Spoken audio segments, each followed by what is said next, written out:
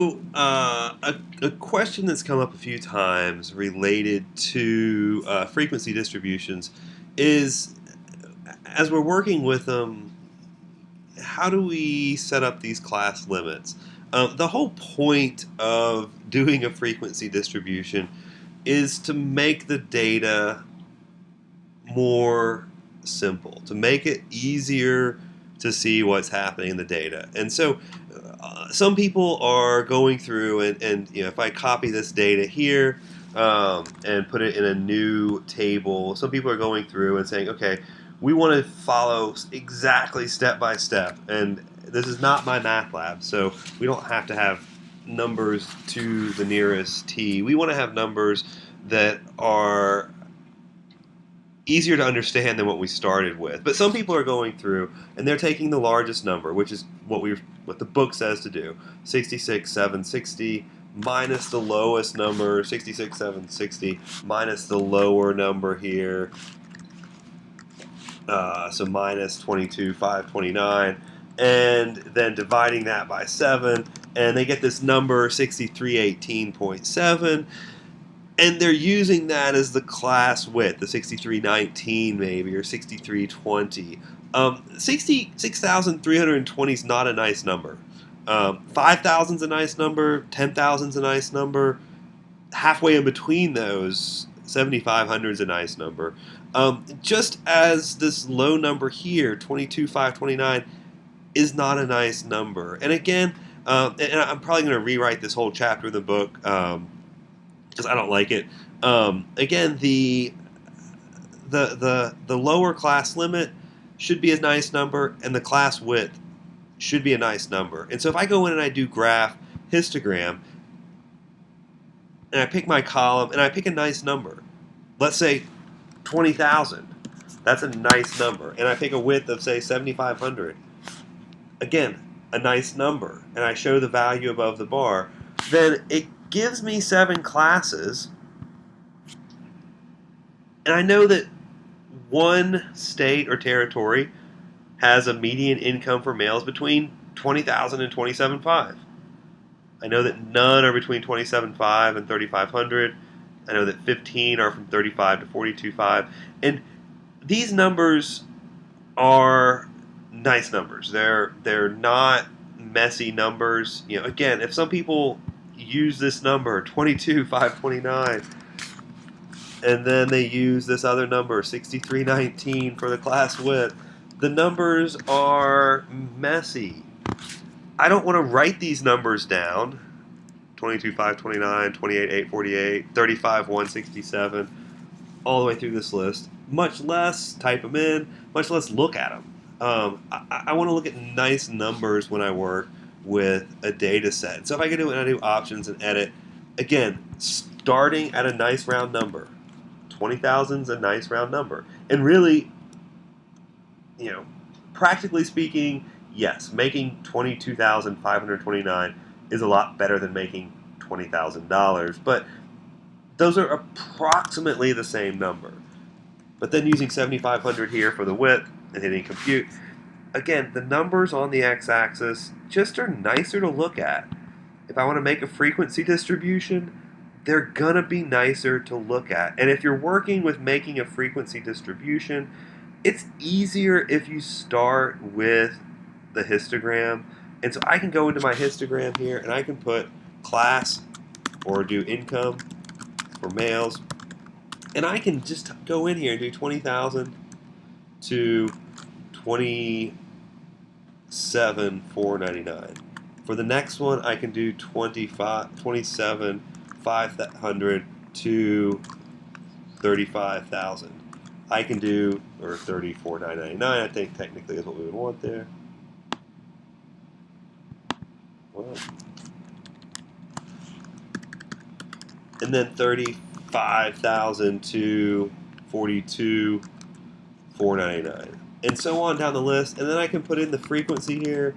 And again, it's super easy to do in StatCrunch as opposed to having to write it out on paper. And I can read it right off the frequency distribution here. There's 1, there's 0, there's 15. And I can go through the whole list and do my frequency. I can calculate the relative frequencies pretty easily with a calculator and do this. And this really comes into play as well when I look at something like a table like this, countries in the world by population. Obviously China is the biggest by population. India is catching up with them pretty quickly.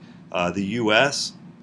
is the third largest in terms of population, but it's only about a quarter of what's in India if you look at it in total. And so working with these numbers here, I've copied them and put them in a spreadsheet. And when I put them in a spreadsheet, these numbers are messy. Here I have 420,062,022.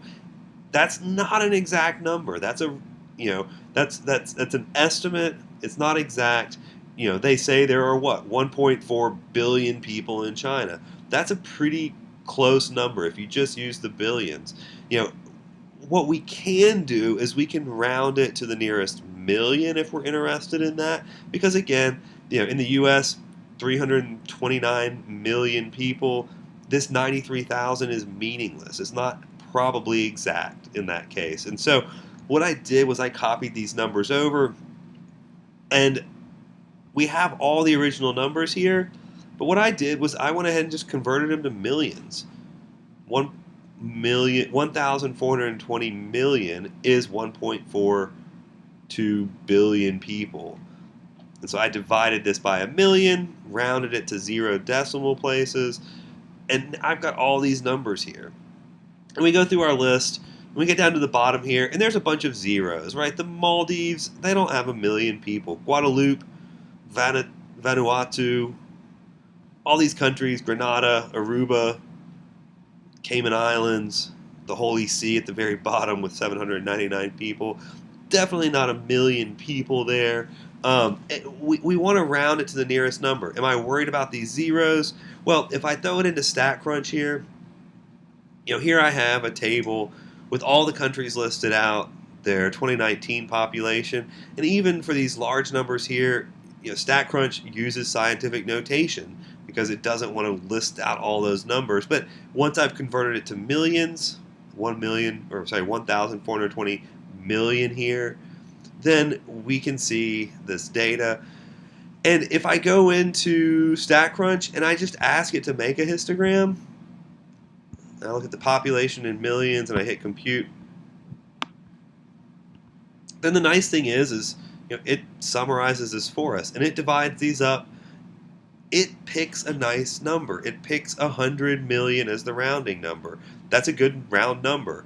And so we have 219 countries that have less than 100 million, 7 that have between 100 and 200, 4 that are between 200 and 300, 1 in the 300 to 400, the U.S. there, 1 over here is India, and then 1 over here is China. And so those are nice numbers. Now, do we want to exclude some of these numbers? We could go through here and we could change the x-axis, or we could get rid of some numbers and say, okay, we're only going to look at a minimum of 2 million and go up through 1,500. And when I hit OK, it crops off, and, well, it didn't like that. Oh, well. We can go in and we can edit the data and work with this. But the whole point is, when we work with data, we want to work with nice round numbers. The whole point of summarizing data is to make the numbers nicer to look at, not to have messy numbers that go out 22,529 to something else there. So as you work with that and you work with histograms, the point of these is to make the numbers easier to work with, not to make it hard to work with. So if your numbers that you're working with in your frequency distribution are messy and they're nasty, then something's not going right with it. And we'll spend a little more time talking about that on Monday, because really the whole point of these graphs is to simplify the data, not to make it more complicated. So that's my Friday evening rant about statistics. Hopefully you're doing something more fun than worrying about histograms on a Friday night. Have a great weekend.